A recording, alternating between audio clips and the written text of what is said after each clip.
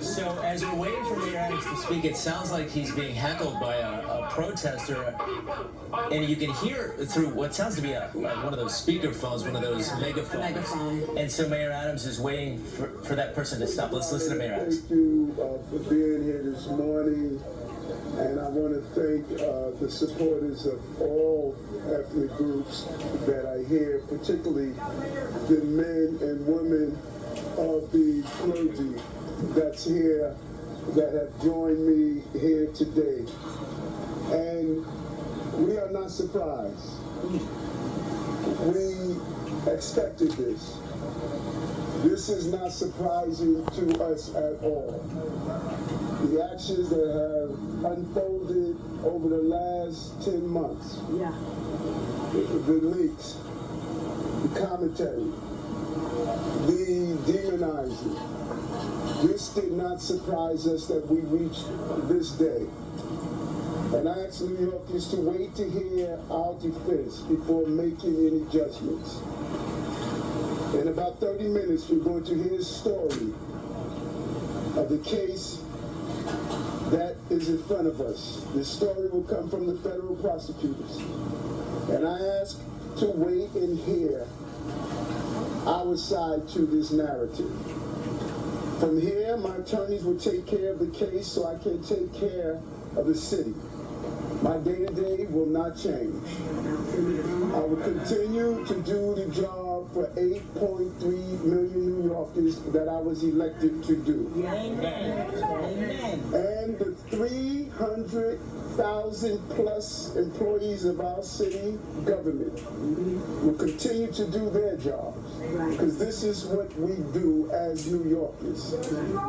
It's an insult to the hardworking people of the city that anyone would say that they won't do their jobs while this case proceeds in the background. They are dedicated public servants, and I have been one of them for many years. And they're going to continue to do their job, moving the city forward every day. It's an unfortunate day, and it's a painful day. But inside of all of that, it's a day where we will finally reveal why for 10 months I have gone through this.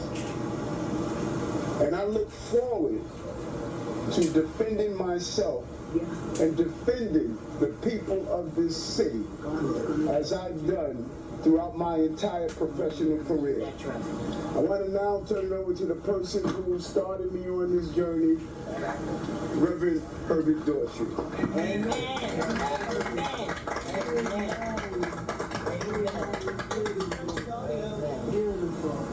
Thank you, Mr. Mayor. You are mayor, and will be to time come, still will be our mayor. To all the supporters, irrespective of what people say, he's still our mayor. As he has indicated, we started on a journey a long time ago. I encouraged him to join the police department. He did, and you know the rest of the story. So, you know, Mr. Mayor, Eric, there's one more battle we have to fight. There's one more battle we have to fight. And we're not about to quit. We're not about to give up. You'll be there. You'll be there to the end. God bless you. God be with you. We're going to win this fight. Hey, Joe, let me get an umbrella, put it on the device so the water won't get inside there, Robbie. Hold on one moment. You know we don't do this calling out stuff at my press conferences. When we finish speaking, we will respond to a few questions. We just want to cover that. Are you good, Robbie? I affectionately call her Mother Dukes, has been a head of the NAACP and just a leader that has mentored me throughout my entire journey. I want to now come call up Mother Hazel Dukes. Yes. Good morning. My name is Hazel Dukes. I live in Holland.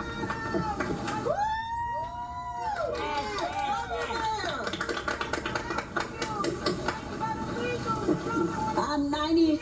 Would you be quiet? Would you shut up? I'm 92 years of age. Yes. I've known this young man for over 40 years. I come with a heavy heart today. Yes. But my head is not unbowed. All right. He's going to have his day in court. Yes. And we're going to stand by him. Yes, we are. We came this morning to pray for him. Yes. Because prayer changed things. Yes. I am asking all New Yorkers to hear his side. Yes. To let him have a day in court. Let him have his day in court. Amen. And then we can make our decisions. Amen. But we are not here today to criticize the federal government. Where you might be, but shush. That's all you do. That's all you brought here to criticize. Yeah. We are going to be here. We're going to be here. Sorry, Mother Duke. Brother, this is a 92-year-old elder. Show us some respect. A 92-year-old elder. She stands next to you. She stands next to Guatemala. As the NAACP is the 501c3, you should not be standing for a political candidate. Stop that. You're always in favor. You are always in favor of the crowd until they come after you. You are always in favor of the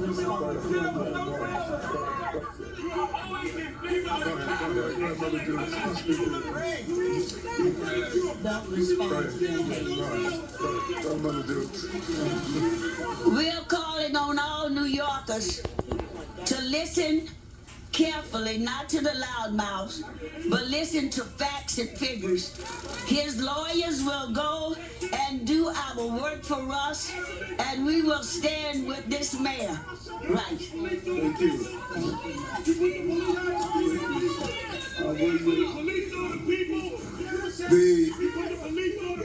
We want to now bring one of our amazing bishops up forward now. Bishop. You're an embarrassment to black people. You're an embarrassment to black people. Resign. We are admonished to be angry and sin not. We can have our anger and we move forward. We move forward. We move forward. We move forward. We move forward. None of us.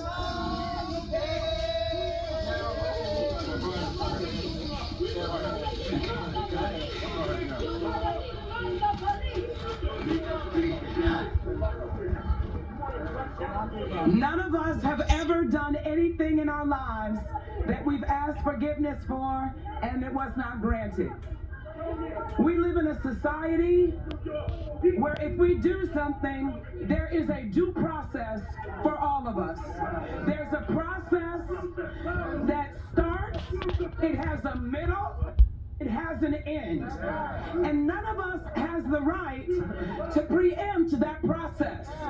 If I have an accident, I have to report it to my insurance, and they fight it out, and then a verdict is announced.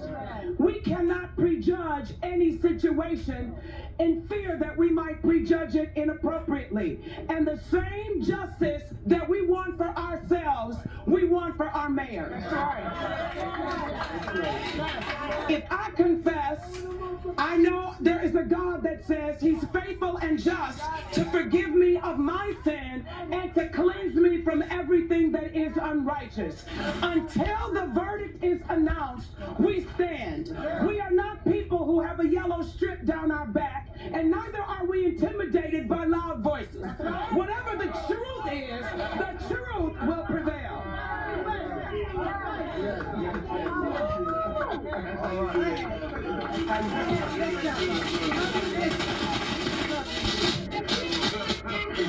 Good morning, my fellow New Yorkers. Good morning. wanted to let you know, Mayor Eric Adams, whom you know for 62 years, who served you in the 80s and 90s, when New York was facing the worst time in its history, is the same mayor that's standing right here, is the same mayor that will stand tomorrow, and is the same mayor that will be re-elected. 62 years will not be replaced by 5 indictments that will be fought and will be exonerated. Give him a chance. Give him a chance and hear his side of the story. We know him and we give him a chance. Thank you and God bless. He's my brother. I said, my God. One of the real warriors. Jackie Rowe Adams. my girl, Jackie. Good morning, everybody. I stand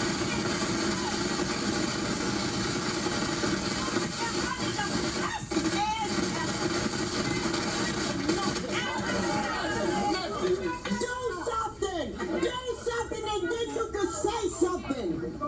Do something. Mayor Adams stood on the steps of City Hall when he wasn't mayor, and I want y'all to hear this. We had families that just lost their kids to violence. The mayor, not you, but the mayor. He wasn't the mayor then. He stood with us on the steps and saved lives and called a question in 2006. At that time, I'm a mother who lost 2 kids to gun violence, and at that time, we should have had stop and frisk. Maybe my kids wouldn't be dead today. If they checked these kids that's 11 years old and 10 and they had stop and frisk, maybe the kids wouldn't be dead today. So I stand with Eric Adams, and I'm going to stand with him, and he ain't going nowhere. You are. Thank you.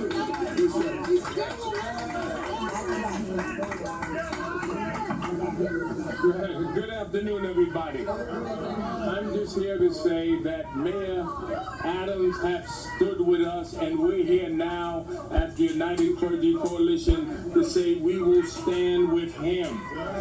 First of all, everybody deserves due process. Just because an indictment come against you does not mean that you are guilty. Let the process go out like every American citizen have the right to do. If you don't like him, don't vote for him, but he's not resigning, he's not quitting, and we stand behind him and say the community's behind him, and we want him reelected. Go talk to Donald Trump with 34 counts, and you ain't protesting nowhere. That burns me up.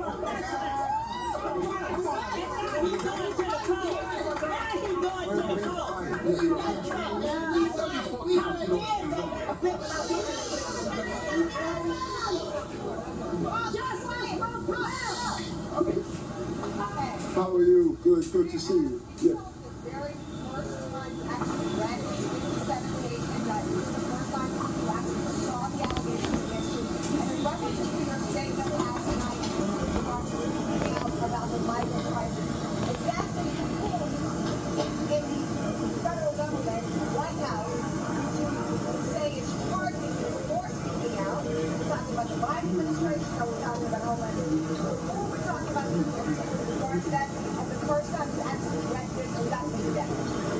I think that your second question, I think you need to ask the federal prosecutors who gave the directive and the orders. I don't know. And we should ask them who gave the directive and orders that we're going to take on and create this group of lies. They have the answer to that question.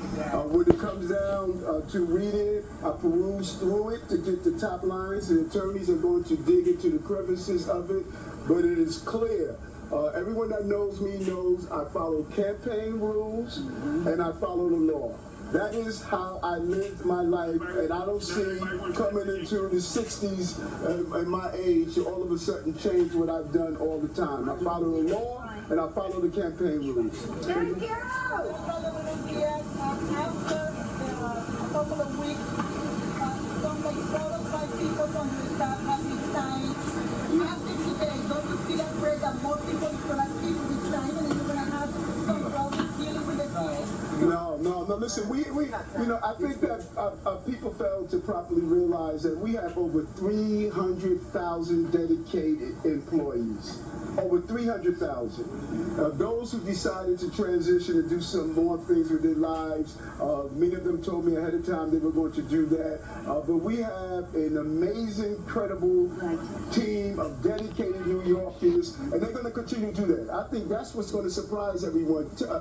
10 months ago, when my phones were removed, like today it was about my phones. Same thing that happened 10 months ago. Today was about my phones. Let's get clear on that. When they removed my phones 10 months ago, people said that all of a sudden the city was going to collapse. It was not going to move forward. Look what has happened over 10 months. Over 10 months, more jobs in the city history. More small businesses open. Decrease in crime. You're seeing over and over again success over and over again. So we're going to continue to prosper. We're going to continue to move forward, and we're looking forward to that in the city. Yes. How are you doing? Yes.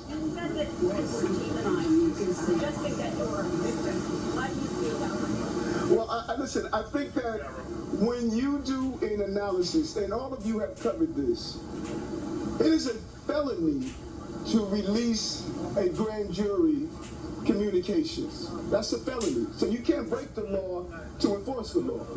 And when you look at the drip of information, when you look at our cooperation, our attempts to sit down and cooperate, when you look at what has taken place, there's been a narrative of giving the appearance that there was something improper that's done and it was just wrong. Well, I think we should ask again, as I said earlier, we should ask those who are conducting this investigation, we should ask them who gave the directive to carry out what we have witnessed over the last 10 months. Over the last 10 months, you knew information before my attorneys knew information over the last 10 months.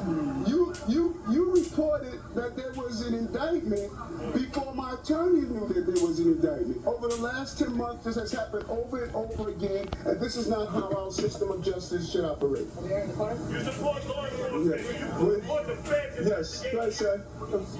Yes. The indictment has been unsealed. Now we know the federal government is looking to get information that supposed influences your campaign when you decided to be mayor. Yes. But you have suggested publicly that now you are a target of the federal government because of sticking with New Yorkers, meaning maybe that you're talking about the migrants. Can you clarify that point? I think I did. I think we should ask the federal investigators and prosecutors who gave the directive to take the actions that we are witnessing right now. I have ran many campaigns.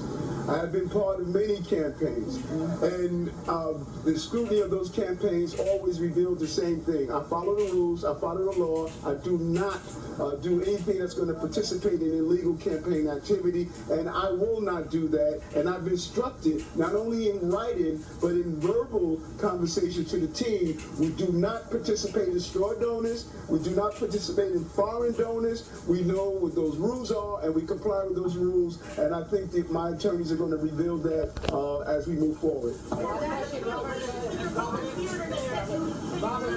Mayor, who is your point person dealing with major city businesses who deal with this? That's number one. And number two, is there any circumstance by which you would resign? No, listen, I'm here. I was elected by the people of this city, over 700,000 strong. And this is a city that is extremely resilient. This is a city we have gone through some difficult and hard times, and we're going to continue to move forward as a city. And that's what that's shown. I think the narrative here that's missing, 10 months ago when my phones were removed, we have not gone backwards.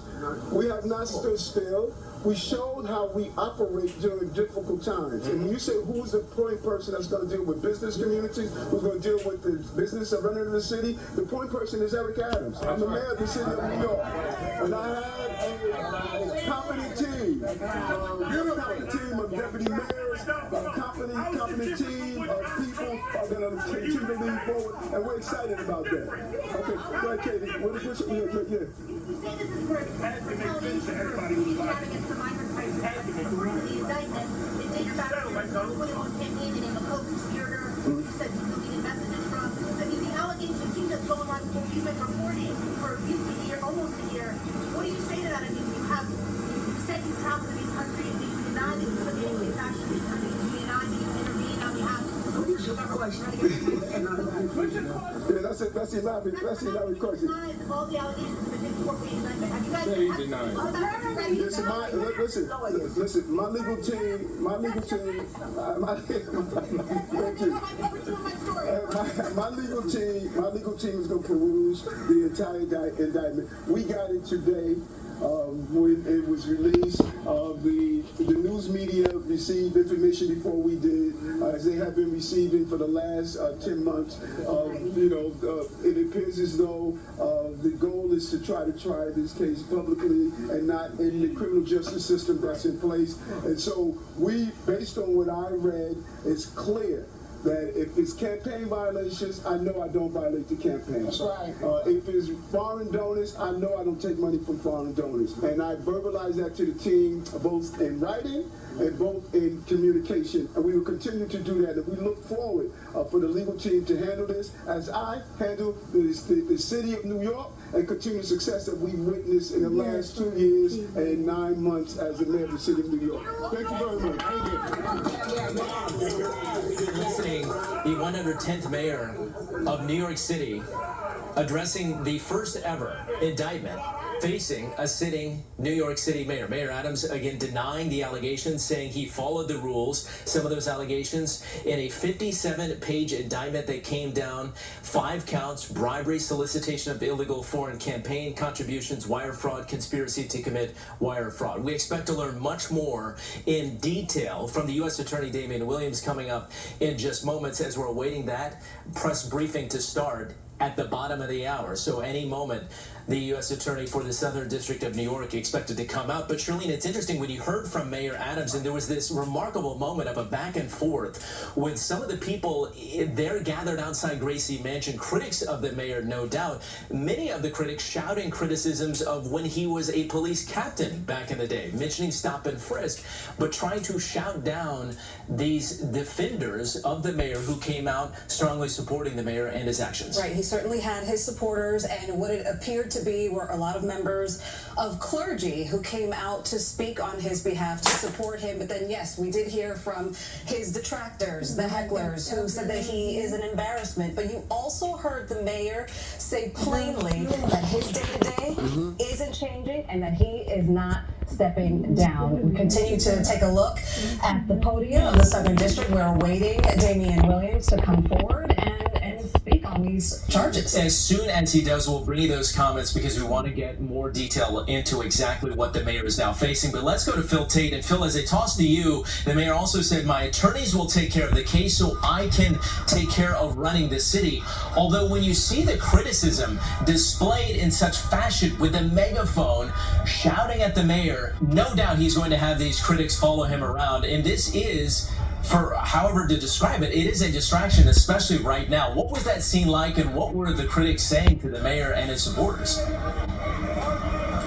Mike, let me just set the scene for you. It's been some very, very tense moments that have happened out here, as we've seen just many of the hecklers, the people who have been outside as they were yelling Mayor Adams down, not even allowing him to really get a word in. Now, we've been out here all morning long. We have just been watching very closely here outside of Gracie Mansion to see what will happen, and we would see the mayor come out, and that is what happened. But we didn't see a sign of resignation. We actually saw him being surrounded by many faith leaders from various churches here in New York City that really just rallied around him, that said that they would like for him just to have his day in court and for the truth to come out. We heard from the mayor, and he said that he would like for New Yorkers just to hear his side of the stories, that his attorneys will take care of that. And Mike, as you said, that his day-to-day will not change. Now, just to describe some of those very tense moments, that the group that we had heard from was Black Lives Matter in New York, Hawk Newsom, Shavana Newsom as well. I just spoke to them moments ago, and we'll have more from them coming up at noon. But they really did not allow Mayor Adams to say much when trying to answer questions to reporters. Now, again, we didn't know what to expect, as we saw many from the faith community gather. We saw a few folks come out. We saw Hazel Dukes. We also saw Daughtry that stood with him. So it was some very, very tense moments. Again, this morning, as we've been reporting, we saw those federal agents. They came here to Gracie Mansion. They ascended here on the property. They had issued a subpoena. We also know that his phone was seized. Attorneys had spoke out after that. They've given us that statement and basically said that they had made a spectacle of this, and that if they wanted to take his phone, that he would have gladly given that over. But again, this is an unprecedented moment as to what we're seeing. That Mayor Adams says that this is a day that they saw coming. And unfortunately, for many who have just been walking by in this area, we've just been seeing much sadness from New Yorkers saying that the mayor should resign. I'll send it back to you guys inside of the studio.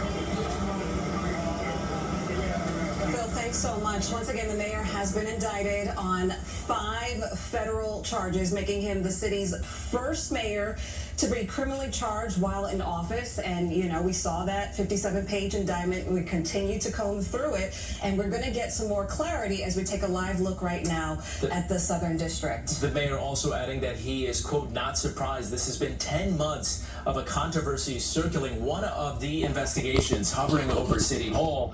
He says he blames leaks and commentary and the demonizing of his administration, and again told our Darla Miles, you have to ask federal prosecutors, quote, who gave the orders, inferring that he is some sort of a victim in this case. We see some of the assistant attorneys making their way in. It will be interesting to hear, because in the 57 pages of the indictment, as we've been going through it, there are details, there are pictures and allegations of this behavior dating back to when he was Brooklyn Borough President, so before he was elected to mayor. I believe it's a 9-year period, right? In 2021. And so the other interesting aspect to all of this is that what will it be like moving forward? We've already seen a number of high-profile resignations as of late.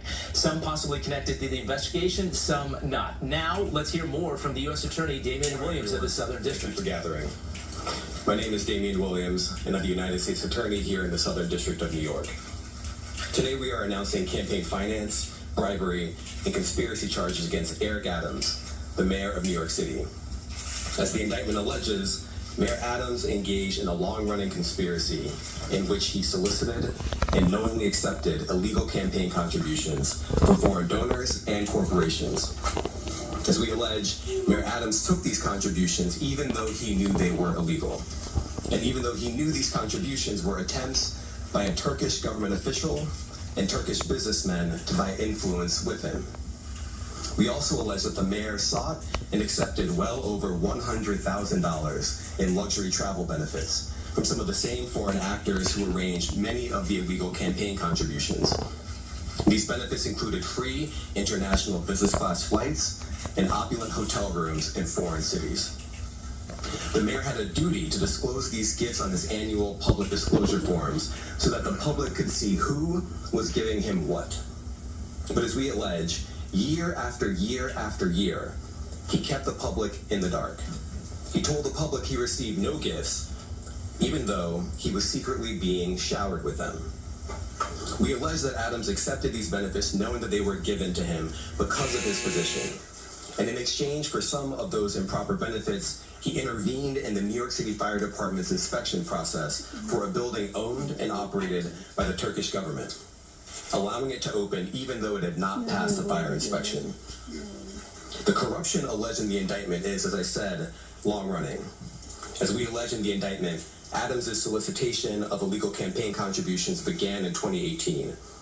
After he started raising funds for his 2021 mayoral campaign, he agreed to take contributions offered by multiple Turkish businessmen, several of whom he met in Turkey.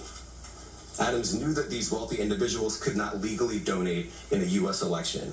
Federal law clearly prohibits foreign donations. That's how we protect our elections from foreign influence.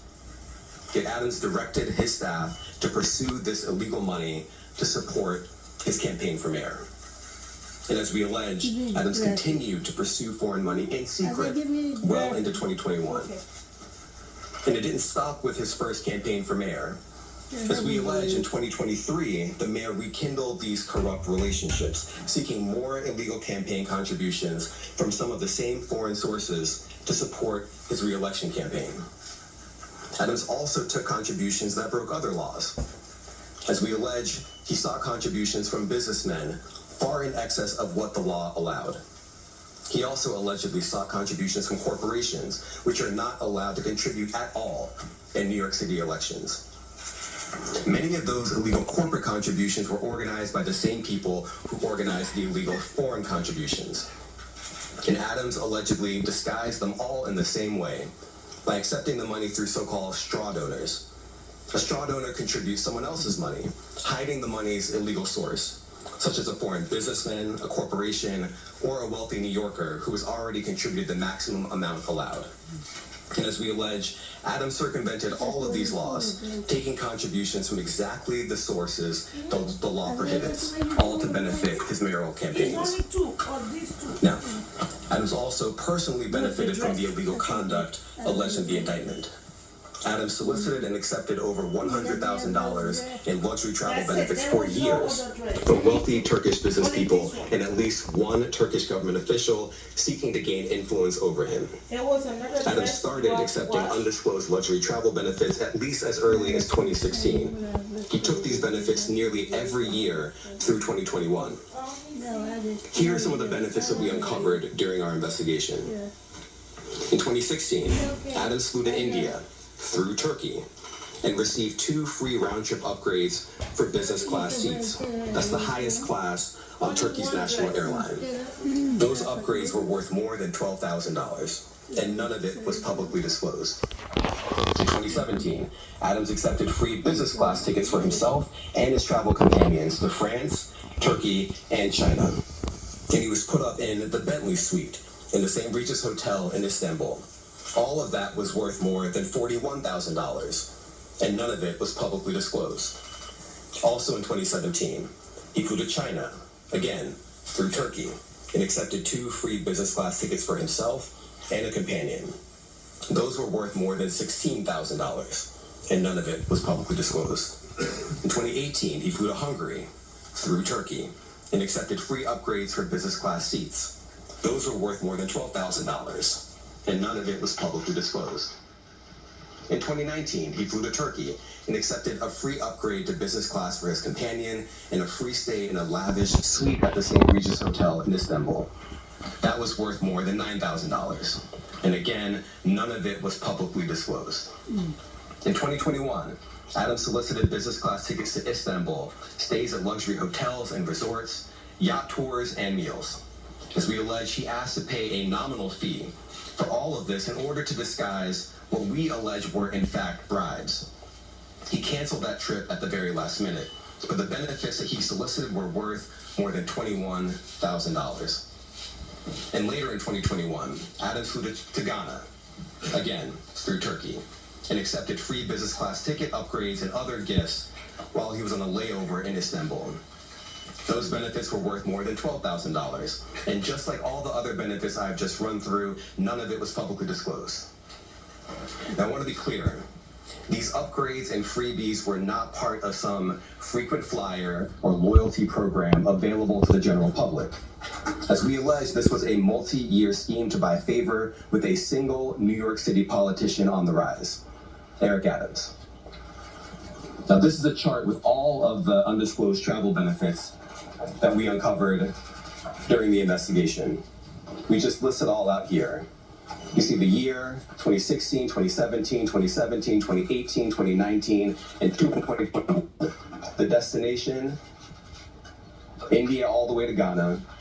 The benefits, the free upgrades or free tickets altogether, the hotel stays, and the value. And if you just sum up all the dollar amounts here, you get to more than $100,000. And of course, as I said before, every single trip that we list here was undisclosed. As we allege in the indictment, in addition to not disclosing these benefits, Adams sometimes created fake paper trails to try to cover up the travel benefits he solicited and received. Let me give you one example. Adams wrote emails to his staff suggesting he paid for his 2017 business class flights on the Turkish airline when, as we allege, he did not. Those flights were worth a lot of money. Just one ticket alone cost more than $10,000. But months after taking the flights, Adams wrote an email to a staff member and told the staff member that he had left cash in her desk drawer and that she should send the money to the Turkish airline to pay for a trip he had already taken. As the indictment makes clear, that's just a clumsy cover-up. Now, just because Adams received benefits for free, that doesn't mean that there weren't strings attached. As we allege, a particular Turkish government official behind many of the benefits Adams sought and accepted gave Adams all these things to gain influence over him. We allege that Adams knew that and took the benefits anyway. We allege that when the Turkish government official needed him, Adams also took corrupt official action in exchange for some of the luxury travel benefits. In 2021, the Turkish government official was trying to open a brand new high-rise building in Manhattan that would house Turkey's consulate. There was significant time pressure because the Turkish official desperately needed the building to be open in time for a visit from Turkey's president. This building was important to the Turkish official, and it was important to Turkey. But the FDNY's fire safety professionals wouldn't let the building open because the building hadn't passed an inspection. And not just that. Some of the people at FDNY thought the building had so many issues and defects that the building was not safe to occupy. So the Turkish official sent word to Adams that it was, quote, his turn, unquote, to support Turkey. And as we allege, Adams delivered and pressured the fire department to let the building open. The FDNY professionals were convinced that they would lose their jobs if they didn't back down. And so they did. They got out of the way and let the building open. The Turkish official got what he wanted, and as we explain in the indictment, just 4 days after Adams held up his end of the bargain, he went right back to soliciting more travel benefits from the Turkish airline. Now, I want to make 3 things crystal clear. First, the conduct alleged in the indictment, the foreign money, the corporate money, the bribery, the years of concealment, is a grave breach of the public's trust. Public office is a privilege. We allege that Mayor Adams abused that privilege and broke the law. Laws that are designed to ensure that officials like him serve the people, not the highest bidder, not a foreign bidder, and certainly not a foreign power. These are bright red lines. And we allege that the mayor crossed them again and again for years. That is the only reason we are here today. Second, this investigation continues. We continue to dig, and we will hold more people accountable. And I encourage anyone with information to come forward and to do so before it is too late. And third, the Southern District of New York remains committed to rooting out corruption without fear or favor and without regard to partisan politics. We are not focused on the right or the left. We are focused only on right and wrong. That is our duty, and we will fulfill it. Now, today's charges are the product of a tremendous partnership. I want to thank our partners at FBI and the New York City Department of Investigation who have been with us every step of the way. And finally, I want to commend the outstanding career prosecutors from SDNY who are handling this case. Celia Cohen, Andrew Rohrbach, Hagen Scotton, and Derek Wickstrom, and the chiefs of the Public Corruption Unit, Laura Pomerantz and Robert Sobelman. It's now my pleasure to turn the podium over to FBI Assistant Director in Charge, James Dennehy.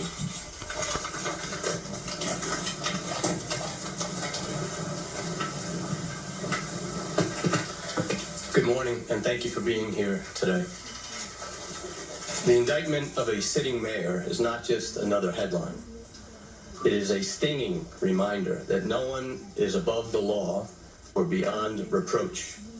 And it serves as a sobering moment for all of us who place our trust in elected officials. Today's indictment sends a powerful message to every elected official in this country.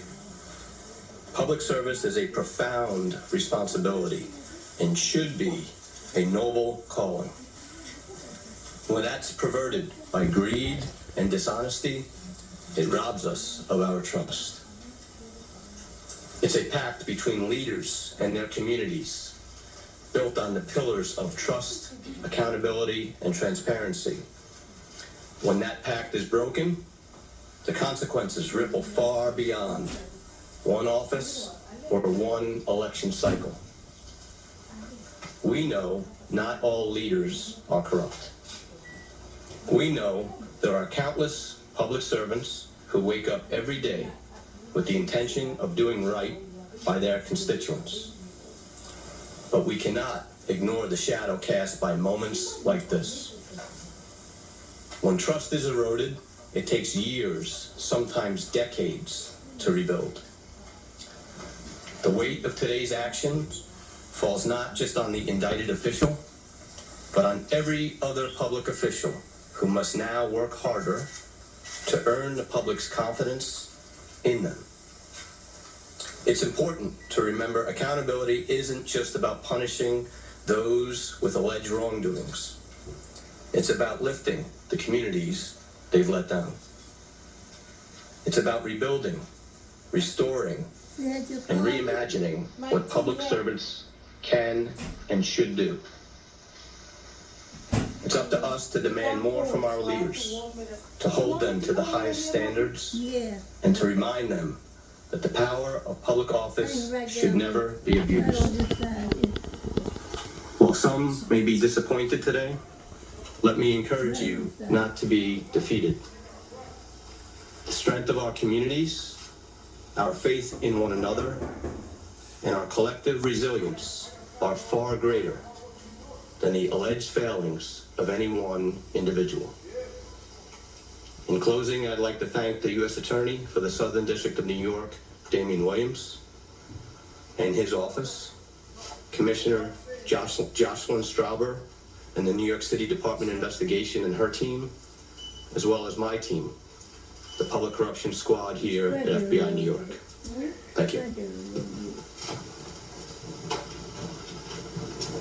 I'd like to welcome up Commissioner Jocelyn Strauber from the New York City Department of Investigation.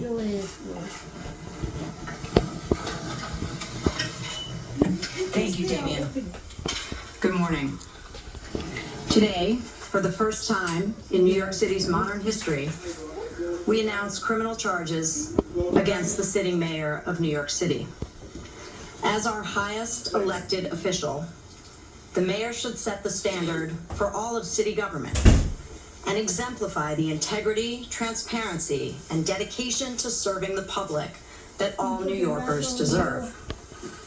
Instead, the indictment unsealed today alleges that Mayor Adams abused his power and position for nearly a decade as Brooklyn Borough President and as mayor to enrich himself and his mayoral campaigns. As charged, he sought and received illegal campaign contributions, luxury travel, and other personal benefits from foreign nationals, as well as individuals and businesses. He allegedly took steps to conceal those illegal contributions and personal benefits, and involved city employees and campaign staff in that concealment. As the indictment explains, this kind of corruption has real costs to the city and to the public. As alleged, the mayor's 2021 campaign falsely certified compliance with campaign finance laws in order to conceal those illegal campaign contributions, and as a result of those false certifications, received over $10 million in public matching funds.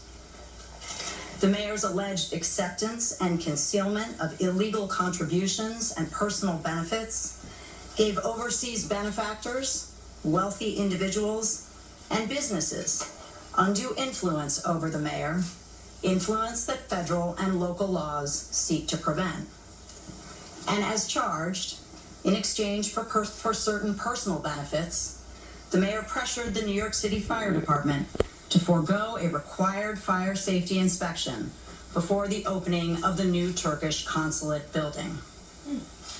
As the city's Inspector General, the Department of Investigation, a city agency, conducts its investigations confidentially and wholly independent of City Hall. We handled this investigation as we would any other, following the facts and seeking to hold wrongdoers accountable no matter their role or title. Our unique access to city records and expertise in matters of city government make us a critical partner in the fight to root out corruption, working closely with our law enforcement colleagues at the FBI and the U.S. Attorney's Office.